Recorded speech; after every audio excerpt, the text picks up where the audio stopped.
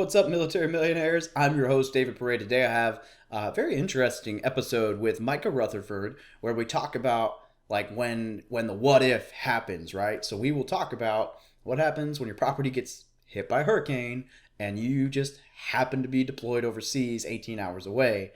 And there's some really cool stuff in here that I didn't even know existed, and some ways to really help you out if you ever find yourself in a situation like that. That's really scalable and a great system. So I am super glad that I got to interview Micah, and just hang tight. If this is your first time listening, thanks for joining the community. This podcast is produced every week for your enjoyment. The show notes are found at FromMilitaryToMillionaire.com/podcast. Now relax and enjoy the show. You're listening to the Military Millionaire Podcast, a show about real estate investing for the working class. Stay tuned as we explore ways to help you improve your finances, build wealth through real estate, and become a person that is worth knowing.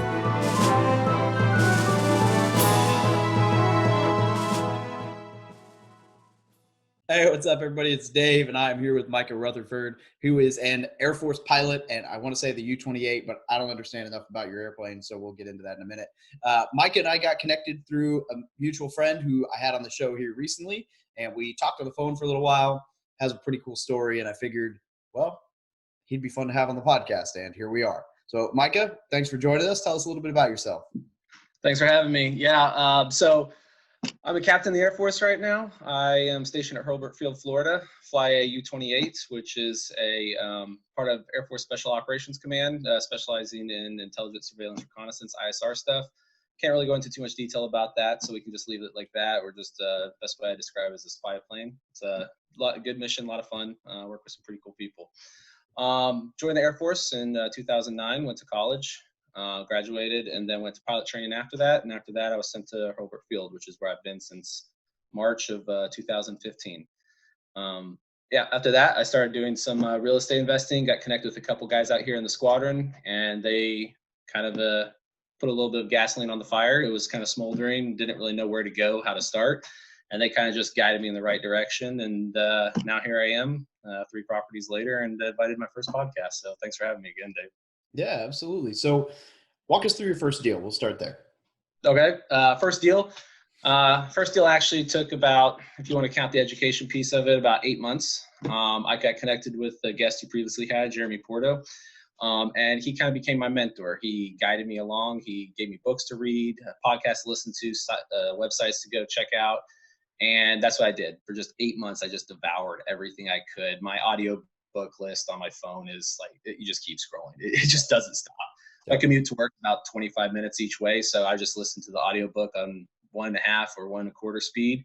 Mm-hmm. And I would just brush audiobooks like once a week. And then I would get deals. I'd send them to him. I was signed up for multiple MLS listings from realtors out here in the area. I'd see a fourplex, a duplex, et cetera, pop up on the market. I'd do my own analyzing, send it out to Porto, and he would be like, you missed this. Hey, that looks good. What do you think about that? And then he would just kind of guide me along the way. Well, first deal came around, and it was a fourplex, and numbers were good. They weren't stellar, but for a first deal, eventually you can only analyze so much, and then you just got to jump in, because you can analyze all day long and then get stuck in analysis paralysis and you just don't ever do anything. And I felt like and so did Porto too. I had enough knowledge to at least get started. So made an offer. I actually offered $4,000 above the asking price, because there's 3 other competitors bidding on it as well. And they accepted. And then I went through the steps of closing on any normal place. It's pretty similar to a single family home with 4 units or less. And then after that, closed 30 days later, sent it off to a property management company, and the rest is history. That's awesome. So what do you think was your, was there an aha moment in there, or what made you decide to keep going with it? I would say the aha moment is whenever you take something that's conceptualized, you visualize it. For example, all the analysis I would do, I'd be like, oh, with these numbers, and then you'll be getting this much money, cash flow every month. And the aha moment, I would say, is seeing that in reality. After those first couple checks started coming in from my management company, I mean, we're talking 4 units here, so it wasn't cash flowing like thousands of dollars, but it was definitely making a solid return every month. And I would look at that and I'm like, the realization, like from conceptualization to reality, that was the aha moment, I would say. Yeah, that's awesome. So I guess we'll kind of get into some of your other deals later, but I'm curious. We were going to talk about this a little bit, but you're in an operational field that is gone almost as much as your home. You're all over the place. So a lot of people, whether military or not, are turned off by the idea of what if something happens, blah, blah, blah, whatever. Uh, what did you do to get over that fear and the, oh man, what if, because your first property, you're like, oh, I got this property and I'm gone and I might be back, and how do you get past that as a young investor? I would say just doing it, honestly, just taking the leap, just jump. And that's kind of what happened, because after I bought that first place, it was approximately 3.5 months later, I was on an airplane going overseas again. And while I was gone, well, leading up until that point, while I was here, most of my communication with my property management company was via email. I'd go to, like, being my first place, I drove by it one too many times a week. Probably they say, like, why is this creepy guy driving by in this truck every week? Because my first property, she's my baby, Oh taking yeah. care of. But then that slowly died off, and then I was just taking phone calls and emails from my property management company. And then before I deployed, I went in, talked to my manager for that property, and I was like, "Hey, man, I'm deploying. I need you to send any communication via email." And he was like, "Yeah, that's not a problem at all." And most of their communication up until that point was email, unless it was just a quick, phone call. "Hey, man, got this going on. What do you want me to do?" So they just send me emails. They get vendor quotes. They handle the collecting the rents, hunting down people for rents. It makes it so much easier when you pay. It's worth it. That 10% you pay a property management company, absolutely worth it, especially when you're gone a lot. Yeah, I agree. I actually, I joke about, you say driving by your property. I house hacked my first property. So I joke about the fact that it was the same thing, like wanted to micromanage or ask questions or what are they doing to my lawn or whatever. And then I finally moved to Hawaii, which is, 4,000 miles away. And I'm Yep. forced to rely on my property manager. And it's like everybody freaks out about going long distance, but I'm so much more relaxed now that I can't look at my properties than I was when I was driving by wondering what they were doing outside or why they had this ugly tarp hanging up or stupid things like that don't actually matter because the money's still coming Oh, absolutely. Yeah. I noticed that with my place too. There was one tenant, probably the messier one a little bit. Um, she had a boyfriend that lived there, and he had a bench press machine, one of those just old rusty bench presses that just sat in the front yard. And it just drove me nuts, as well as they had a couple kids, and the kids, of course, like kids do, just leave their toys all over the yard. And everyone's standard of living or how clean or how organized they are, it's different from every person. And if you're a little OCD and someone else with a tenant's a little less OCD, and you see that every day, it's going to drive you up the wall. And I quickly realized that I didn't have the mental capacity or the time to sit there and worry about it. Were they paying rent? Was the place on fire? Cool, I don't really care. Just pay your rent and take care of the place. That's all that really mattered. And then, of course, I would tell the property management company, hey, they got to keep it a little bit cleaner, but and so I just stopped driving by, and my life and the weight off my shoulders just lifted. It was so much better. all right, so you make it past sticker shock and the initial phase of uncomfort, and you go on a deployment, and I'm guessing you're saving some money, you're learning some new stuff as much as you can while you're gone, but what happened next? Because I know you've scaled a little bit since then, so we'll kind of walk a little bit farther down the story and see where we go. Yeah, absolutely. So came back from that deployment, and I got a lead from a buddy, and who he actually got a lead from his insurance company. They knew he invested in real estate, so they're like, "Hey, we got this place foreclosing, or excuse me, an estate sale. Do you want it?" He's like, "Not the right time. I'm looking to do something else." And so then he calls me, and he's like, "Hey, there's a fourplex. Do you want it?" And it's a estate sale.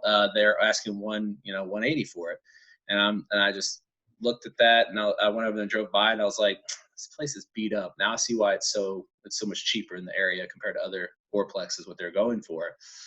And then I did some math, did more of that analyzing, and realized fix up a couple units, raise a few of the rents, and then I could refinance later down the road, and it's worth it. So I took the plunge on this one, and this one was more of not jumping into the first deal like the first one was and learning all the intricacies of that.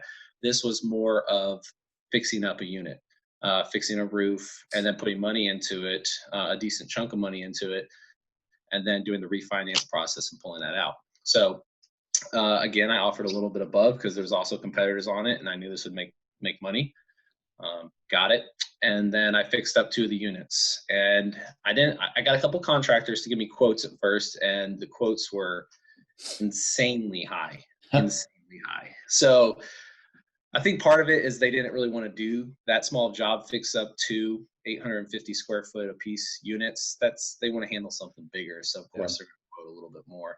So I found a couple handyman to take care of the units, and then I would just go to Lowe's, use my military discount, buy all the equipment, the parts, materials, everything, and then I would have it ready for delivery on X day. The handyman drove by and he picked it all up, took it to the place, and started doing the work. Took a little bit longer than I anticipated because all of a sudden, hey, they missed something, they forgot to order this, or hey, this needs to get fixed now. So then there's, oh goodness, probably 20 to 30 trips to Lowe's. Thankfully, the Lowe's was pretty close to work. So on my lunch break, many lunch breaks on that hour of time we usually get, I'd be driving 10 minutes down the road to Lowe's, buying a bunch more stuff, then right back to work, and handyman would pick it up, go in and fix it up, and then I re-rented it and refinanced it a little bit later. Pulled a decent amount of the money, not all of it out, but pulled some more of the money out, and that was my second deal. And I'm jealous. We Marines are not allowed to leave base in our uniform, with the exception of like work and dress uniforms. So I joke about it because the Marine Corps base I'm on in Hawaii, it's very secure. And I mean, even like I had a Army captain or lieutenant come and have lunch with me once, and it took him like almost 40 minutes to get through the front gate. And I didn't even think about it like, oh, he's active duty officer, he'll be fine. And no. And so we almost missed lunch. And so I joke about like how terrible it is because if I want to go to lunch, it's like, okay, well, you can't make it onto base to see me, and I have to change to go meet you and come back and change again. It's kind of a pain. So it just very rarely happens. It's and I can't even imagine. I would never be able to go to Lowe's during lunch because, like, sorry, I'm stuck. So that's nice. Anyway, it was a lot of lunches in my car then. Yeah, that's true. And probably the little Taco Bell, and that's my crutch. Yeah, for sure. Okay, so how'd the refinance go? Like, can you walk through kind of just broad overview of like, purchase, work, refi, like how much you got left in it, that kind of stuff, or?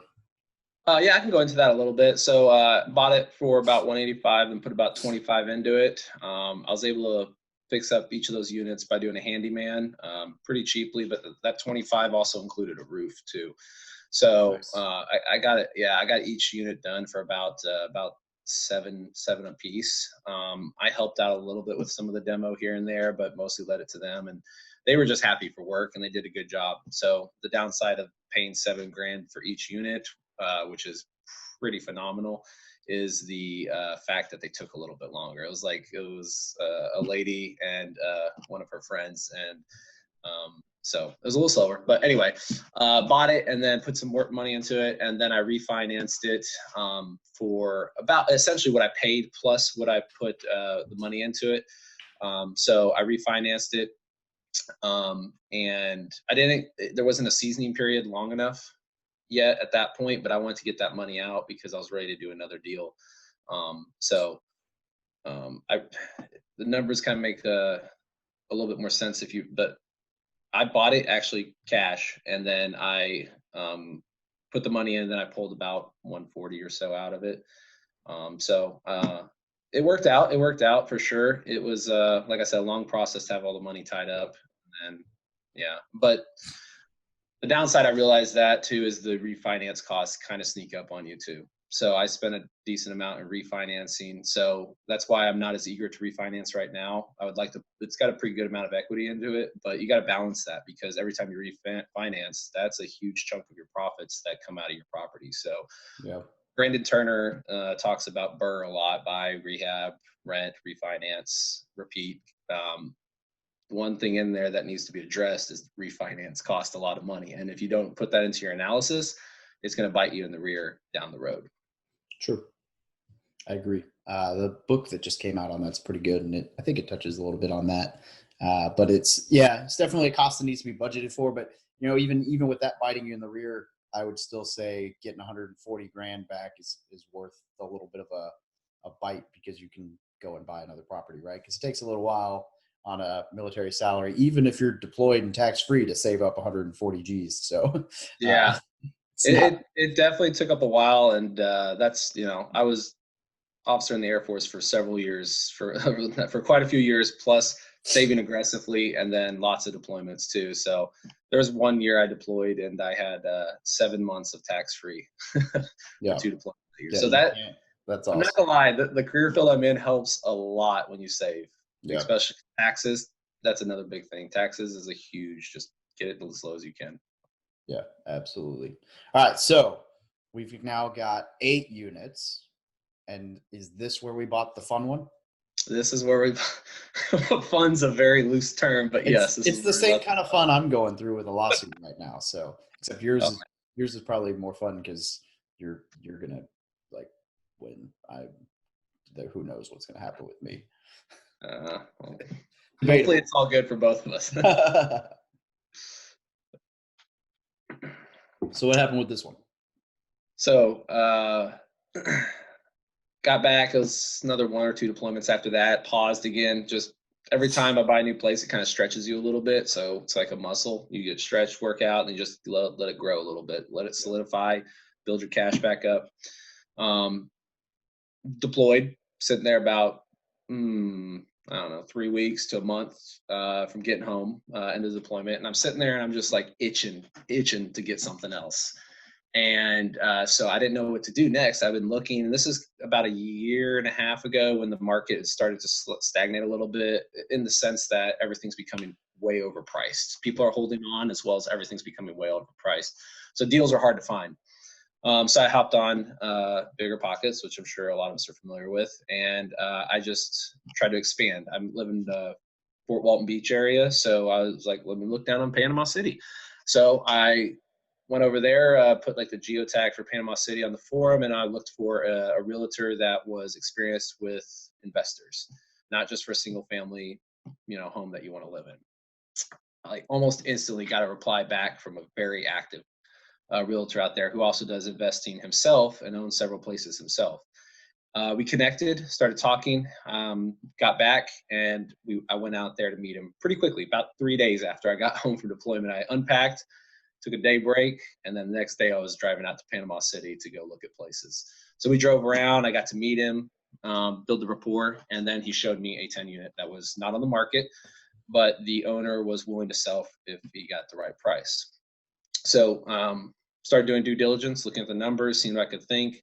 It was under rented, and the price that he was asking for was pretty good. It wasn't great by any means, but it would take a couple years. Use the rent cash flow money, plus a little bit of the cash flow money from my other 2 places. Excuse me. And as the units came due, move the tenant out, do some basic fix-ups, and then hopefully refinance or sell when the balloon payment was up. Next step was, I didn't have the cash for a commercial loan for 25%, 25 to 30%, them asking, plus closing cost. I would have been negative, plus I wouldn't have had any reserves in case something happened. So I brought that up to the realtor too. I was like, man, I'd love to get this place, but I don't have the money for it. He's like, well, I might know somebody. I was like, who are you? This is amazing. Then he brought me to a private lender who owns a tax business, as well as some rental properties himself.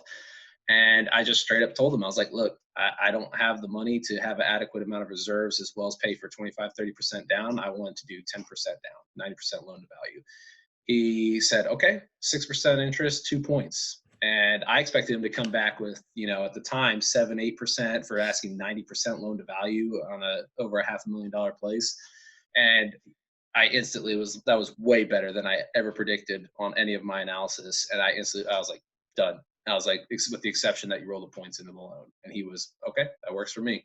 So Then we moved to closing, did the inspections, looked at the place. It was a little bit different with a private lender because he actually wanted to be there for all the inspections. He wanted to look at himself. They wanted to be a little bit more hands-on. So it's a different aspect from dealing with a conventional bank to dealing with a private lender. They're a little bit more involved, and it's not a good or a bad thing. It's what it is. And so that was a learning experience right there. So got that place, and then went on another deployment right as Hurricane Michael hit. Yeah. Yeah, so that was a good time. Hurricane Michael hit when I was over the middle of the North Atlantic on my way to Afghanistan. And I land and I'm instantly trying to connect to any Wi-Fi. And if any one of you guys have been to Afghanistan, you know it's kind of sporadic at places. Oh yeah. So Oh, the Wi-Fi is great. yeah, it's amazing. Best service ever. So here I am dragging my bag around and running around with my like a head of my chicken, like a chicken with my head cut off, trying to in process as well as find any form of Wi-Fi because I need to know what's going on. I'm like worried. I'm freaking out a little bit because I've only owned this place a little under a year now when it hit, and yeah, found out damage was pretty bad. So then the next step was the whole insurance process, and that was a pretty big headache right there too, which is still ongoing right now, getting the repairs and the insurance money, but. It was different. It was very different buying that place because the private lender aspect of it, as well as just finding a deal completely off market. Like up until that point, you always hear people look off market, look off market. And most people are like, I don't know what to do. I don't know how to do that. And it's as simple as just hopping on a forum or calling people that are realtors in town, because that's all this guy was. And he was just very active and knew the town very well. And that's how the deal fell in my lap. Yeah, so. Or property managers, or you'd be amazed where you can find them. The cool thing when you're dealing with like a property or a private money lender and off-market deals is that the sky's the limit for what you can come up with, right? Like he could have said 0% interest and 10 points or 0 points and 45% interest, like whatever, you know, and it's like, oh, okay, well, that works or that doesn't. I actually kind of like the fact that like when they're a little bit more, if people are a little more involved in the property, because it's like, okay, well, I was happy with all this, but if that guy also thinks it's a good deal, like makes you feel a little bit better inside, I guess. Absolutely. Or maybe they catch something, but yeah, it's cool that you were able to find this off market and get introduced to, you know, a private money lender all in one. Yep. Absolutely. Yeah. And you're right. Like it's good because like, obviously I don't have the experience he does. Back in 2006, 2005, him and his dad were building houses and selling them nonstop. He's actually has a podcast on Bigger Pockets, but they were just doing it. They're just going crazy, and so they've had the experience of years of building houses, selling houses, owning rental properties, as well as they know the tax law pretty well because they're consultants for that. Yeah. So whenever I do something or go forward with the plan, it's a little bit of a breather, like a little bit of a safety net when you know that they're agreeing with you and they're not, you know, pushing back or anything like that, because they have years of experience compared to me, who has, if you count my 8 months of education, probably about 3. So it's a nice comfort for sure. Yeah. All right. So the hurricane hits, obviously you're still kind of dealing with this, so we don't want to get into the weeds too much. And obviously you couldn't predict a hurricane, but is there anything through that process that you've learned that might be helpful to other people so far? I know it's kind of a weird situation because, again, you can't predict that that's going to happen, but. Yeah, I would say if you live on a coast and they say a hurricane can hit, you know, a hurricane can hit. I mean, the world is statistics. If the odds of something happening are going to happen, well, then eventually at some point it's going to happen. Yeah. Odds are a hurricane is going to hit the Gulf Coast at some point in my investing career, more than likely. It's sure hopefully enough. Not again. Yeah, hopefully not again, but it hits sooner rather than later. Luckily, like I said, I made sure I had enough reserves for this place, but hurricane hit. I would say up until the point, like all the education and reading and mentor discussions I've been having up until this point were on finding a deal, managing a deal, repairs, that kind of stuff.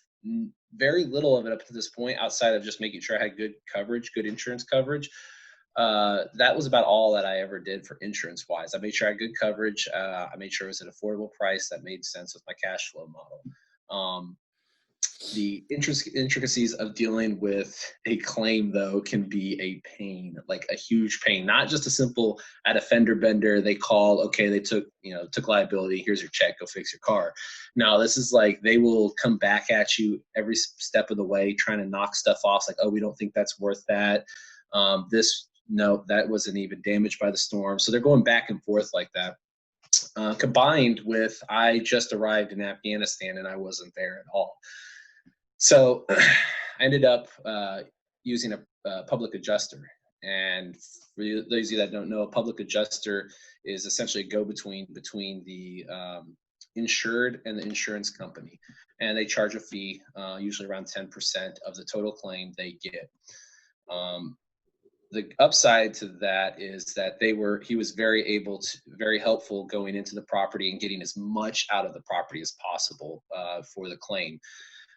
Because if you think about it, an insurance adjuster or a public adjuster and yourself, you're on the same side, and the more money that you can get to fixing the property is a benefit to you as well as it's a benefit to him. So you guys are on the same team trying to get the maximum for your claim. So I hired a public adjuster, and that actually took a bit of the burden off, because then he would give me regular updates via email. Was able to wrangle up a phone and call him once or twice. That was pretty difficult, but it was doable. Trying to get him to answer a phone call that's got like 15 phone numbers ringing through. It had like 15, 16 digits. Then it was routed through, I don't know where. I don't know what the caller was. They're super sketchy when you call from a sat phone. Yeah, it was different, but yeah, a lot of it over email, and he took care of a lot of stuff. You had to get something like as simple as to get more money for the claim, instead of just having someone from the insurance company walk in and look at all the damaged and wet walls and messed up floorings and broken windows. If you get a contractor that goes in there and mitigates the place, takes out the wet drywall, sees what's behind it, gets moisture readings, then you open it up and you see even more damage, i.e. frame rot, et cetera, just more damage is opened up when you get a contractor in there. Obviously, you have to pay the contractor for mitigation. But when we did that, we noticed the amount of the claim went way up, because the damages that are hidden by a lot of that stuff is not available. So it's just little things like that throughout the whole process that you're just not aware of. So it was definitely and is still a huge learning experience going through the insurance claim portion, which is kind of like, it's made me, I'm about to deploy again actually here in 2 days. So a couple of books I bought beforehand, grabbed a couple insurance books. I'm not sure if they're gonna be any good or not, just kind of read up more on insurance and how that process works, because I realized very quickly that was a weak spot in the foundation of my education. So it's different for sure. Well, I'm really glad I asked that question, because I had never heard anyone talk about a public adjuster. And it sounds exactly like having a property manager, or it's like anything in life, right? You either deal with it, you get what you get, or you pay for expertise or time or whatever. And as long as that person's good at their job, it'll pay off. But like a lot of people would say, oh man, 10% of the claim, I'm not paying that.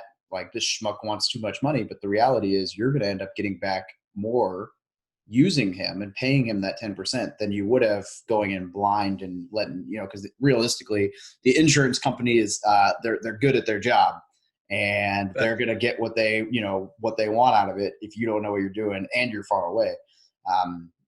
And so I had a guy who was on his deathbed and decided to move out of my place, who like took his U-Haul through probably about 7 feet of my roof, and then tried to backing up, and instead of backing up on the sidewalk, he backed up through the roof, like the whole overhang over like 3 units with witnesses. And I've got like police reports, description, that was my neighbor. I saw him, I know him, license plate, U-Haul, like everything. And it still took 7 months. And they were like, no, that guy didn't borrow a vehicle from us. And I'm like, okay, well, but you filed an insurance claim to fix your vehicle. So you know which vehicle, the damage is consistent with what I'm saying. So whoever did take out the vehicle, like, you caused this damage. It was a mess. And I can only imagine how much worse that would be with something like a hurricane. So I didn't know about a public adjuster. That's huge, because somebody listening to this is going to have an issue at some point, unfortunately. Oh And yeah. that's going to save them a ton of time, a ton of headache, and honestly bring them in a lot more money. Yeah, absolutely. At first, I was very hesitant because 10% Yeah. that could add up to be a lot of money very quickly. But I was kind of pushed into that decision. I'm a very do-it-yourself, obviously, with the fix-up that I did. I did a lot of that myself with the help. I mean, the managing it of myself. So at first, I was very hesitant. I actually sat on this decision for like 3 or 4 days, just sitting there. Wasn't sure if I wanted to do it or not. And then I was finally decided, I was like, I still have months here. I can't sit on this and I can't manage a claim without being there. And I have Yeah. to do this. And I, of course, did a bunch of research online, read about public adjusters, and then you hear the good stories and the bad stories. Public adjusters taking you to lunch. Public adjusters did this for me and they did amazing. The bottom line is that like insurance is, it's very, the law as well as the policies are very well written to protect the insurance company. It's the law, maybe not as much, but like the policies, you have to find your and fight through every little loophole and area of it. So having that guy there, he was able to help a lot with the process. And he's still doing that now too, because the insurance company still hasn't paid enough. They gave a huge initial stuff, just a check to get me to go away, but they didn't pay for everything. There's so we're submitting supplements, and it's so easy with the public adjuster, especially if I'm gone a lot, especially for military that are gone a lot. Having good help, having good people that can help you out is like that is the foot stomp of of what I'm trying to say is have good help, because you can't be there for all of that. And I would felt, and if I had done like 2 or 3 insurance claims prior to this, I'd be like, okay, I can probably learn from trial and error a little bit, but first claim deployed, yeah, hire a public adjuster. Well, and the reality is, and we say you can't handle all this while you're away. The reality is that in a lot of these situations, you shouldn't handle it even if you're there, because and us service members have this pride thing that likes to get in the way of a lot of our life decisions. um, and so I say this out loud knowing full well that I would be a victim of this had I been in Springfield and that happened. Obviously if a hurricane hits Missouri, I've got much bigger problems, but let's say tornado, that's realistic. Nice. And something like that happens, I'm gonna try to fix it. And the reality is that I would miss out on a ton and get super fired up and probably have a heart attack trying to fight this insurance company when I could just say, "Here you go, this is your lane." And that's a lot of times the best way to do it, even if you can physically handle it yourself.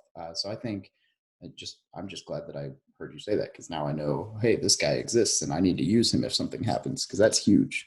Small stuff, like I probably wouldn't hire a public adjuster, but big Yeah. stuff like a hurricane knocking out a 10 unit, 100%. Yeah, you're right. And a lot of us military guys are just do it yourself, do it yourself. You push through anything. I was about to tell you, you can just, just a little bit of sweat and blood and you're fine. You're good. Just go.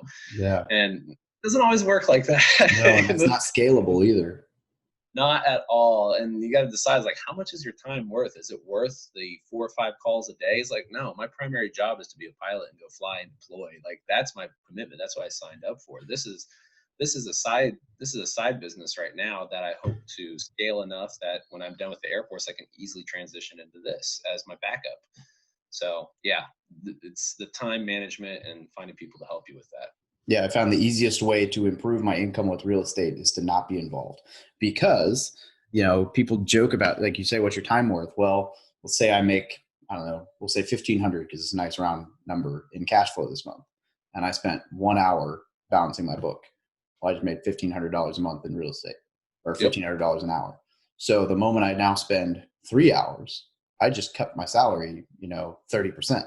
And so, or 90, 70%, whatever the math is on that, whatever way the percentage goes.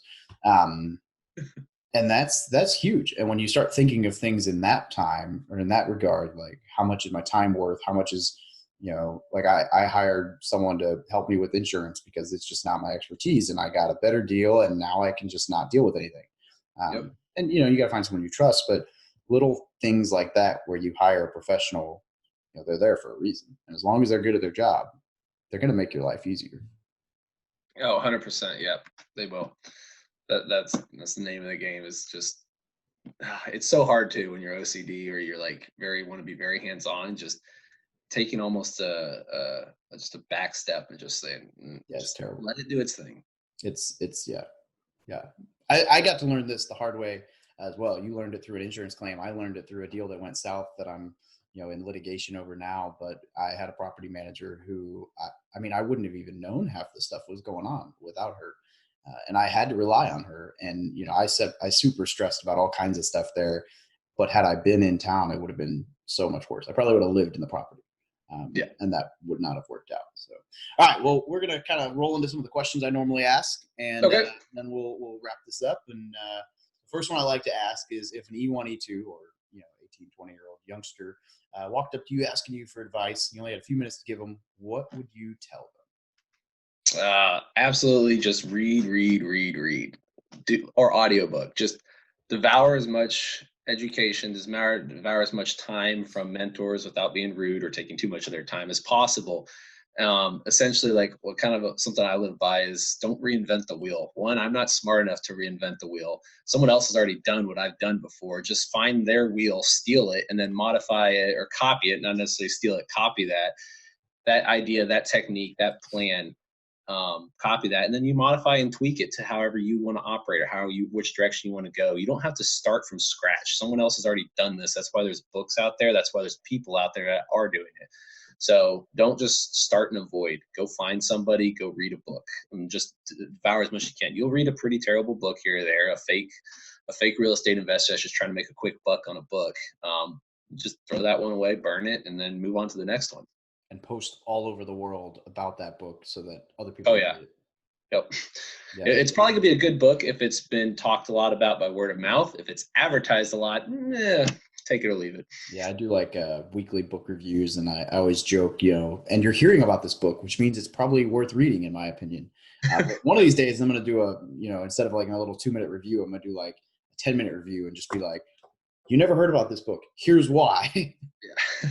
And just go through like 3 or 4 books. There's one, it's on the Marine Corps reading list, the Commandant's reading list. And I've read a lot of them and they're really good, but there is one, and I'm not going to name it on here, but it is like the worst. But everyone I talk to, I'm like, just don't read that book off that list. Like, there's no value out of it. It's super hard to read.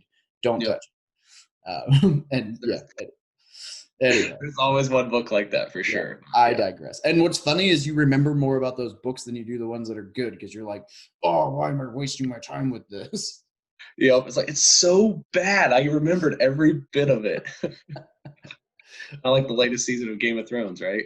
No, I have not ever watched an episode of that. And I told myself when it was over that I'd probably go back and watch it just to see what all the fuss was about. Because I do like TV, but I don't like to, be bound to when the show comes on. Right. I don't know if I'm going to do that now, because everyone was so mad about the ending that I'm like, okay, well, I'll just avoid wasting that many hours of my life. Yeah. Probably a smart choice. Read a real estate book instead. All right. So I like to ask this question. Now, I'm going to preface it that I don't believe the military is responsible for teaching you about this, but I like to ask nonetheless, what is one thing you wish the military had taught you, or maybe not the military, but life had taught you about real estate investing or finances earlier in your life or career? That's kind of a can of worms right there. But and the reason I preface it is because every time I don't preface it, they're like, well, I don't believe the military is responsible for. I know, I get it. It's just a fun question. Honestly, I think starting at an earlier age, I got lucky. My mom and dad were pretty diligent about finances. They weren't wealthy or anything, but they were just middle class American. But they taught me how to balance a checkbook, keep a budget, put some money in savings, spend below your means. They taught me all those basics, those basics that you should get while you're growing up, which was good. It gave me the foundation to stand on.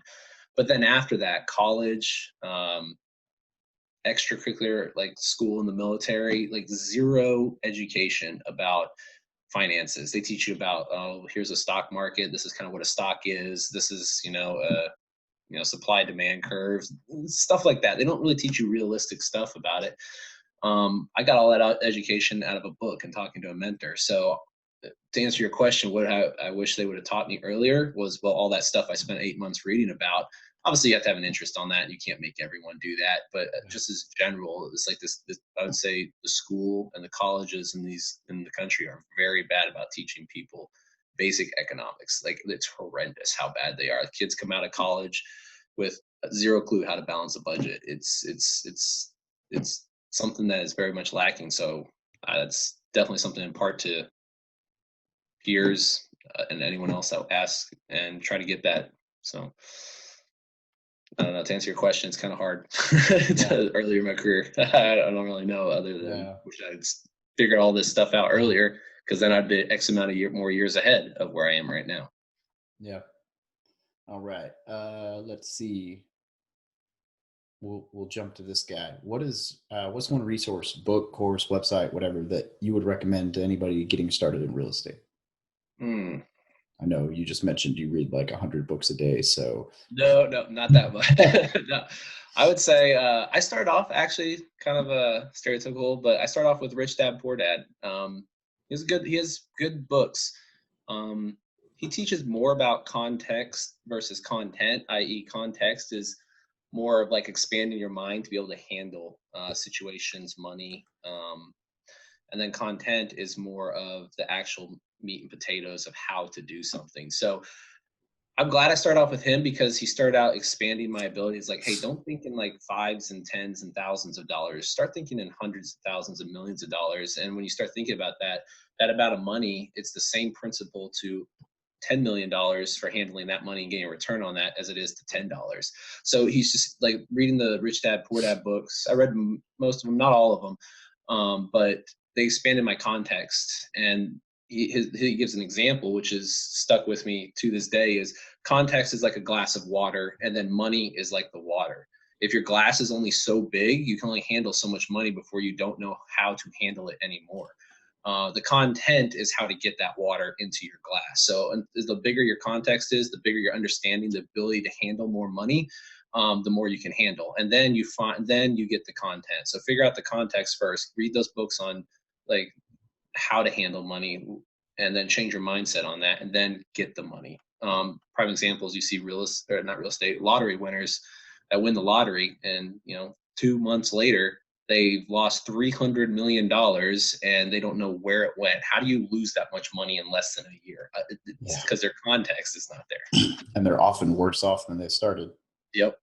That's nuts. Yeah, I was writing an article today, and I used another one of my favorite Rich Dad quotes about instead of saying I can't afford X, asking how can I afford X, and I explained why that. His mindset, the mindset shift that comes from reading Rich Dad Poor Dad is, whether you agree, people argue till they're blue in the face about whether his story is true or accurate, or I say, who cares whether he manufactured the entire thing and the whole thing is a lie? The point of the book and the mentality that it is designed to teach, like, I would almost argue that is more brilliant if that's really the case, that he manufactured this and was able to come up with such a great story to tell in order to get his point across. I would almost argue that I'm more impressed by that than if he actually lived this life. But the mindset that book will put you in, like I hand that book out. I have a copy. I guess it's in my backpack right now because I just got it back from someone else. But I have a physical copy that I've actually not read that one. That book itself has only been handed out to people. It's like every time I get it back, I'm like, here, you read this now. Yeah. It's a great book. It gets you fired up. It gets you just the initial Rich Dad, just the first one. The first one's great. It's probably my favorite still to this day. It just gets you fired up. It gets your context going, and it starts at like you don't know what you don't know until you like come across it. And that kind of starts opening those doors like, hey, I don't really know about this. I don't know about that. And so controversy or not, it's a great starter book for sure. Absolutely. All right. Before we wrap this up, anything you'd like to add? Any big ideas or parting advice? I don't know. Kind of talked a lot. I think I'm kind of parting advice out right now, but honestly, I've kind of said a lot is just like read, honestly. And I've kind of got kind of bad at that. I've kind of got into a lull a little bit because I'm dealing with stuff. So I got myself 3 or 4 books. I'm taking on this next deployment with me, get back into that reading habit, because something will sneak up on you, like, for example, insurance, that you realize you probably wish you had read a little bit more about it. So, and unfortunately, that and taxes, which are probably the most important, are the worst subjects to read about. Yeah, pretty dull. Both of them very dull, but it's something that's part of this business, and you got to be good at it. Agreed. All right. if anybody wanted to reach out and follow up and ask some questions, do you have anywhere that they could get a hold of you? Is there a best way to contact you, or should we keep it super squeaky quiet and you don't exist to the world? Not that secret. I don't have any social media for real estate or anything like that. I just have my normal stuff. If you're willing to, you can follow me. You can reach out to me on those. You reach out to me via email. If you want to, it's johnmr711@gmail. If you have a question, just hit me up. I will talk to you about real estate till I'm blue in the face. If you want to follow me on one of my social medias, just creep on me, Micah Rutherford. You should be able to find me, and you can just hit me up on one of the private messengers for those. So no podcast or anything for you to follow, but I will talk to you about real estate if you want to get a hold of me. I'll link to all that below. I think that what'll be really exciting is, once this whole insurance thing is done, I'd be interested to hear how that pans out and if there's any other stuff that you learned, because that public adjuster tidbit, that's something. I mean, I've done probably 40 podcasts now. Actually, when the time that this airs, it'll be 45 or 50, and nobody's ever mentioned that. And that's huge. Yeah. Well, it's probably Maybe a good thing they had to mention it too. Maybe that's because they haven't had a 10 unit hit by a hurricane. Yeah. But yeah, absolutely. We definitely could talk about that more in the future, or if anyone wants to reach out to me and ask me about that, if you're going through that, just hit me up and I'll definitely go into that. But obviously it's still ongoing, so I don't want to go into too much detail about some of that stuff. But when it's all said and done, put away, I parted my ways and everything, I'm definitely willing to go into it with more detail for sure. Awesome. Well, Micah, thank you very much for joining us today. Thanks for having me. Thank you for listening to another episode about my journey from military to millionaire. If you liked it, be sure to visit FromMilitaryToMillionaire.com/podcast to subscribe to future podcasts.